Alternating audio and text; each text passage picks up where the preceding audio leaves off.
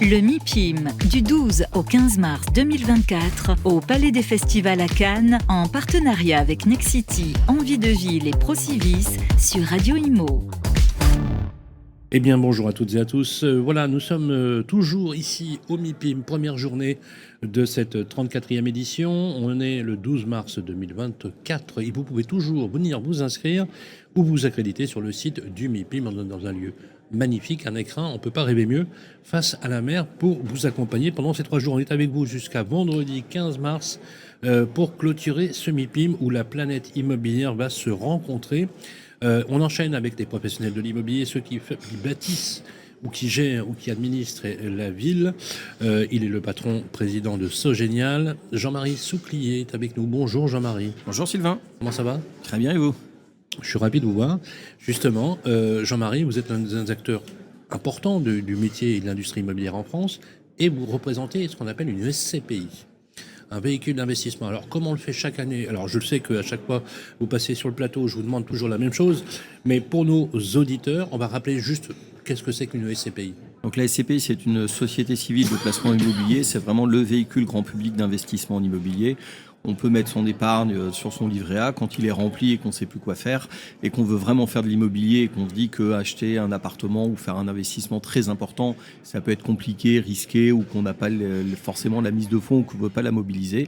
On va investir dans une SCPI qui va collecter l'épargne finalement de milliers ou de dizaines de milliers de souscripteurs qui va acheter un patrimoine immobilier plutôt en immobilier tertiaire en général à 98%. On va acheter des commerces, du bureau, de l'activité.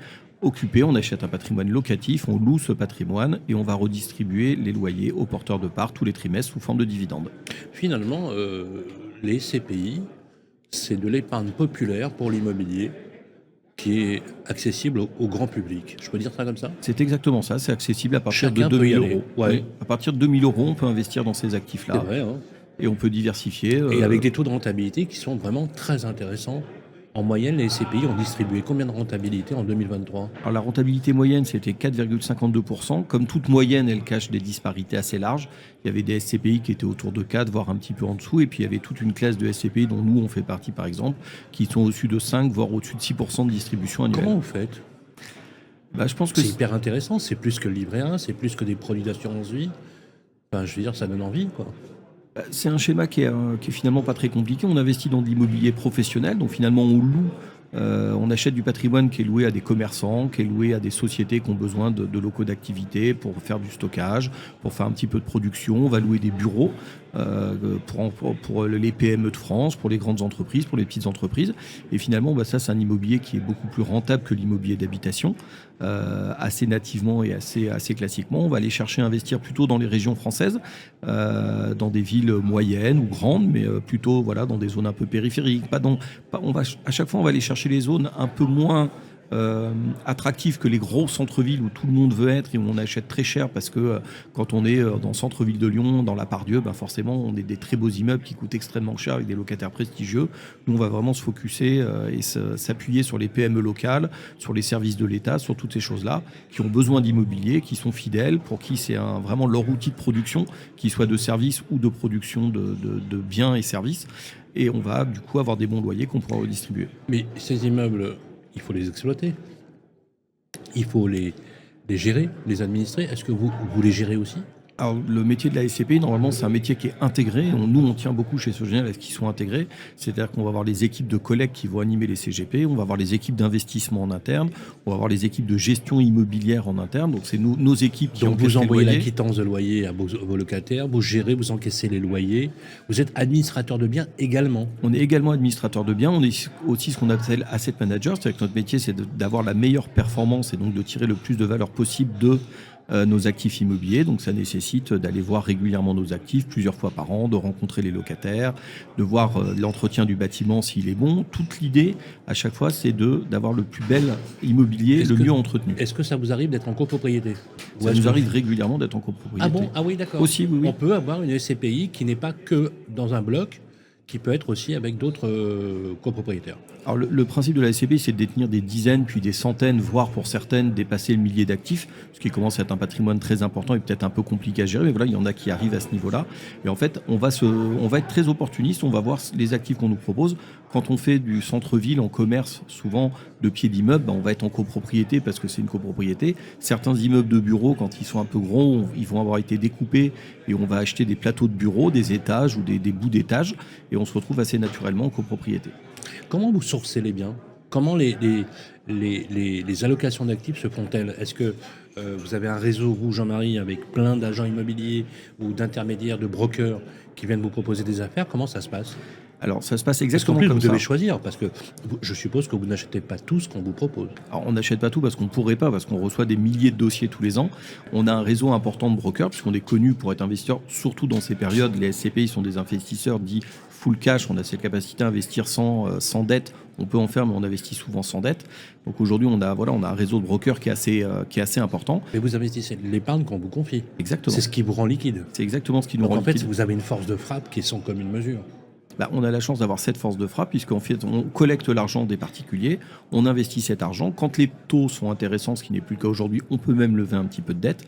Et finalement, nous, quand on va pour acheter un immeuble, il n'y a pas de conditions suspensives de financement, il n'y a pas d'histoire. On dit voilà, aujourd'hui on a le cash sur la banque, on est prêt à signer demain. Ça prend toujours plus de temps, mais on a cette chance-là. C'est génial. Je trouve ça génial. C'est génial. Bon, alors, mais justement, cette puissance de frappe que vous avez, est-ce qu'elle vous permet, par exemple, dans un marché en crise, parce que le marché est en crise, y compris dans le tertiaire, est-ce que ça vous permet de mieux négocier les prix? Alors clairement Est-ce que aujourd'hui, vous faites de belles opérations? il y a de très belles opérations qui circulent, puisque pendant tout un temps, les gens se regardaient un petit peu en chien de faïence en disant moi je veux pas vendre parce que les prix ont décoté, mais je veux pas vendre moins cher. Et l'investisseur qu'on était dit moi je vais pas acheter si je sais que l'immeuble a baissé, le prix de l'immeuble a baissé. Donc là, on a eu des expertises de fin d'année. Dans beaucoup de patrimoines, les baisses de valeur ont été actées, ou les non-baisses de valeur, mais en tout cas, les valeurs des actifs a été figée. Et aujourd'hui, les gens peuvent repartir assez sereinement à l'arbitrage, puisqu'ils savent combien valent leurs immeubles. C'est public, ça a été dit finalement. Ça a un peu crevé l'abcès.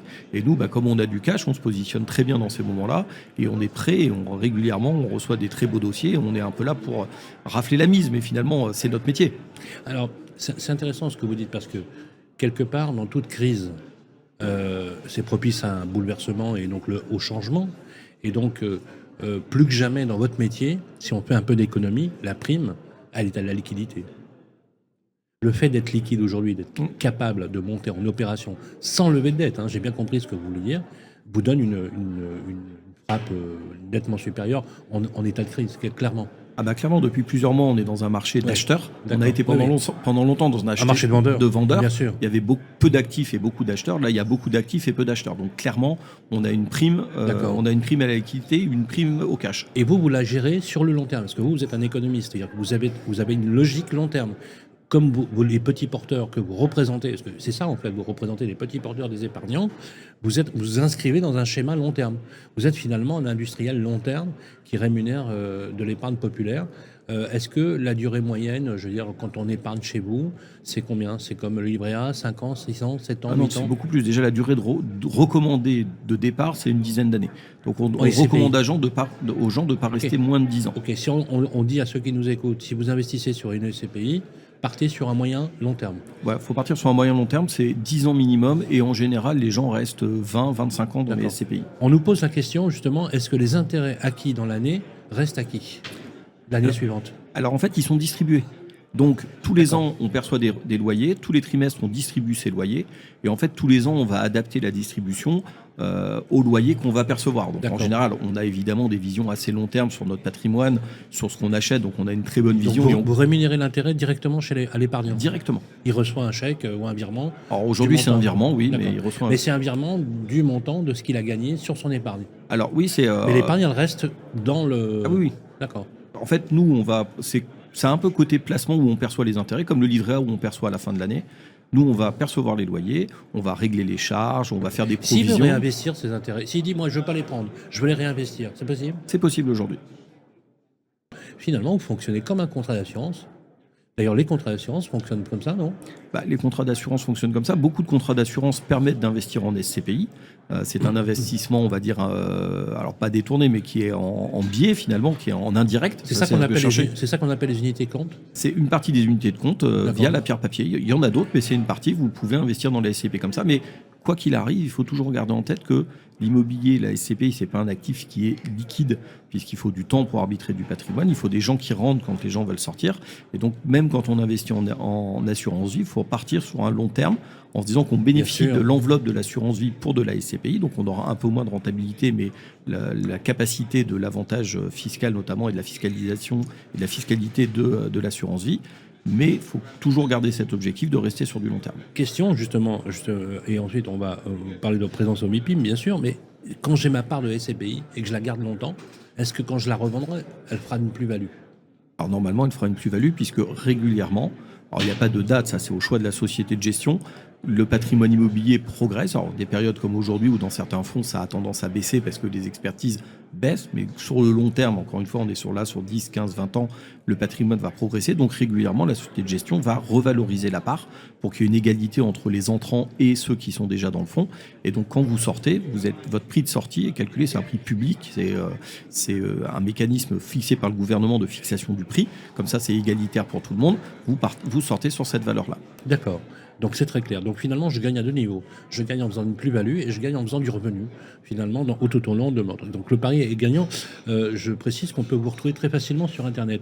Quand vous venez ici au MIPIM, quand on s'appelle Sogenial, qu'on est une SCPI, sur lequel vous vous adressez aussi à une épargne populaire, qu'est-ce qu'on vient chercher ? Alors, on le disait tout à l'heure, on vient élargir et entretenir notre réseau de brokers, d'apporteurs d'affaires, puisque c'est un marché de l'investissement immobilier. Ça vous permet de sourcer des biens, par exemple. Est-ce que on peut imaginer que vous fassiez des deals pendant cette semaine ou pas? Alors, on ne fait pas des deals au sens propre, parce que quand on reçoit un dossier, il faut l'analyser, ça prend du temps, il faut aller le visiter, parce que c'est important de savoir ce qu'on va acheter. Donc, avant qu'on fasse une offre et qu'on soit mis d'accord, ça prend plusieurs semaines. Par contre, nous, on va vraiment venir à la fois prendre le pouls du marché, c'est-à-dire voir comment se comporte, quel est l'état d'esprit de tout le monde, puisque finalement, c'est dans ces moments-là qu'on arrive à rencontrer tous les acteurs de l'immobilier, que ce soit ceux avec qui on travaille, ceux avec qui on ne travaille pas. Ça nous permet vraiment de prendre le pouls du marché, et puis ça nous permet d'élargir notre réseau qui va nous servir dans toutes les phases de notre métier. Alors un peu moins sur la phase de collecte, puisque c'est moi l'objet du MIPIM, mais c'est la phase d'investissement, la phase de gestion, la phase de création de fonds, la phase d'arbitrage. Tout ça, on va rencontrer toutes les parties prenantes de ce milieu-là, et c'est finalement une façon de faire presque 6 mois, 1 an de rendez-vous de business, d'intelligence aussi, économique en quelques jours. D'accord. Donc finalement, quand vous faites ce genre d'opération, finalement vous faites à la fois une opération de relations publiques, à la fois une opération de relation d'entretien de votre réseau, mais aussi de regarder ce qui se fait aussi sur le marché, bien évidemment. Quand vous voyez l'innovation aujourd'hui, quand vous voyez par exemple que l'hôtellerie glisse vers le bureau, que le bureau glisse vers l'hôtellerie, est-ce que ça modifie votre stratégie d'investissement ? Alors nous, on a toujours des stratégies opportunistes dans le bon sens du terme, c'est-à-dire saisir les opportunités. Comme on est des investisseurs long terme, une SCPI, normalement, ne peut pas arbitrer son patrimoine avant 5 ans. Et on a tendance à le garder longtemps, voire très longtemps. Ah oui, il y a une obligation, 5 ans. Oui, on doit garder le patrimoine 5 ans, puisqu'on est vraiment un véhicule locatif. On n'est pas là pour faire des coups, entre guillemets, des allers-retours. On achète, on revend. Donc on peut arbitrer une petite partie, mais c'est vraiment à la marge avant 5 ans. Mais l'idée, c'est qu'on ne peut pas arbitrer notre patrimoine avant 5 ans. Sogenial, ça existe depuis combien de temps ? Alors la société existe depuis 1982 et elle fait de la SCPI depuis 2012. Question, est-ce que vous avez, dans votre carrière, Jean-Marie, vous avez déjà soldé une partie de votre patrimoine et renouvelé?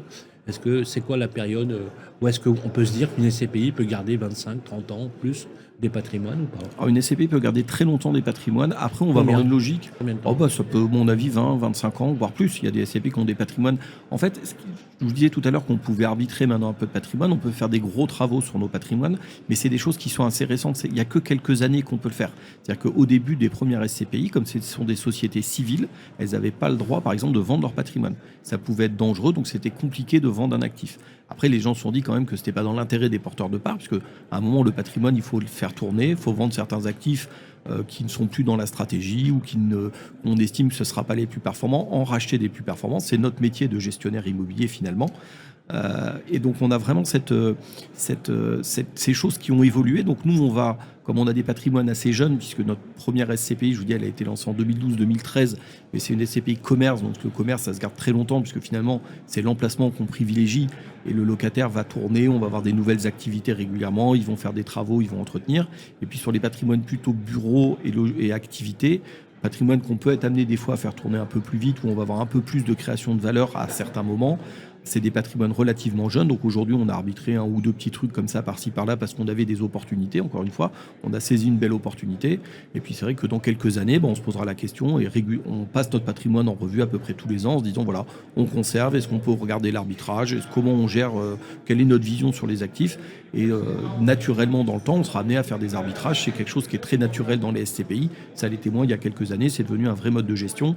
L'idée c'est à chaque fois d'aller chercher le meilleur patrimoine et d'en tirer les meilleurs revenus et la meilleure croissance, et puis de savoir les arbitrer dans l'intérêt des porteurs de parts. Véhicule d'investissement SCPI, on nous pose aussi la question, vous allez nous expliquer, c'est quoi la différence entre une SCPI et un OPCI? Alors ou un OPPCI. Voilà. Alors, c'est trois choses différentes. La SCPI, c'est vraiment le véhicule grand public immobilier. L'OPCI, ça a été une volonté d'ouvrir un véhicule liquide que n'est pas la SCPI. Je disais tout à l'heure, pour sortir d'une SCPI, il faut qu'il y ait des gens qui veulent acheter des parts, qui veulent souscrire des nouvelles parts. Donc c'est très important. Si personne ne veut souscrire, on ne peut pas sortir. Aujourd'hui, il y a une relativement bonne liquidité, mais quelques petits problèmes chez certains. Nous, on n'a pas de sujet là-dessus. L'OPCI, c'était vraiment l'idée de faire un véhicule qui soit naturellement liquide, donc on puisse être acheté à tout moment. Et se dire que c'est un véhicule qui va être en général à 60% immobilier et à 40% financier pour être capable de gérer cette capacité à sortir cette poche de liquidité. Et l'OPPCI, c'est une vision professionnelle, c'est-à-dire que c'est réservé à des investisseurs à partir de 100 000 euros. Voire à un nombre, alors ça peut être ouvert en collecte ou ça peut être complètement restreint à un investisseur, 2-3 investisseurs. C'est vraiment des fonds dédiés à une gestion beaucoup plus professionnelle et souvent dédiés plutôt à des sociétés de gestion ou d'asset management qui ont besoin de structurer l'acquisition d'un ou plusieurs actifs. Toute dernière question, heureusement que vous êtes là, puisque finalement l'immobilier ne fonctionnerait pas avec ces outils d'investissement massif. Il fonctionnerait autrement, mais c'est vrai qu'aujourd'hui, être capable de... Ça rend un service énorme. Hein. Ça rend un service énorme. C'est une industrie financière, finalement. C'est une industrie de structuration de fonds, de fund management, où on va offrir des capacités de gérer des patrimoines dans des enveloppes juridiques et fiscales. Si ça ne se faisait pas chez nous, ça se ferait dans d'autres pays. Et finalement, c'est bien que la place de Paris capte ce marché. Et on est capable aujourd'hui, par exemple, nous, on va... comme maintenant, c'est des agréments européens. Nous, par exemple, on gère des fonds au Luxembourg. Et oui, en fait, la SCPI, c'est un cadre légal qui vous permet d'exercer. C'est très contrôlé, en fait. Et finalement, quelque part, c'est bien pour ceux qui nous écoutent, les consommateurs, les usagers, qui placent leur épargne chez vous. Quand on parlait d'OPPCI, on parle à des professionnels. C'est des gens qui savent analyser du risque, savent où ils mettent leur argent, savent avec qui ils travaillent. Quand vous êtes dans une SCPI, c'est vraiment le grand public à partir de 2 000 euros. Donc c'est vraiment l'épargne des Français. Et clairement, c'est des fonds qui sont régulés et qui ont des visas de l'autorité des marchés financiers, qui les contrôlent, qui contrôlent notre gestion. Ils ne vont pas contrôler la qualité des investissements qu'on fait, parce que ça, c'est notre métier, mais ils vont contrôler qu'on donne la bonne information aux porteurs de parts, que chacun soit exactement au courant de ce qui se passe, qu'on ait une équité entre les porteurs de parts, et qu'à tout moment, et c'est le primordial, ce soit l'intérêt du porteur de parts qui prévale. C'est extrêmement clair. Merci Jean-Marie. C'est toujours intéressant de vous interviewer, parce que c'est une clarté. Moi qui ne suis pas forcément un économiste, j'ai tout compris. Sogénial, on vous trouve facilement sur Internet. On peut y aller. N'importe qui peut souscrire. N'importe qui peut souscrire. On peut y aller même par Internet. Même par Internet, vous pouvez souscrire en ligne, vous pouvez souscrire avec vos conseillers en gestion de patrimoine. Vous pouvez nous appeler si vous ne trouvez pas, on vous aiguillera avec plaisir. Merci beaucoup Jean-Marie Souclier. Je rappelle que vous êtes le président d'Sogénial. Vous êtes d'ailleurs au MIPIM jusqu'au 15 mars. Si vous voulez, justement, on peut vous rencontrer assez facilement, on est à votre disposition. Voilà, il est 10h39, on va suivre notre programme pour cette première journée du MIPIM. Je vous le disais tout à l'heure, ça s'annonce plutôt très intense. Merci Jean-Marie. Merci Sylvain. Le MIPIM, du 12 au 15 mars 2024, au Palais des Festivals à Cannes, en partenariat avec Nexity, Envie de Ville et Procivis sur Radio Imo.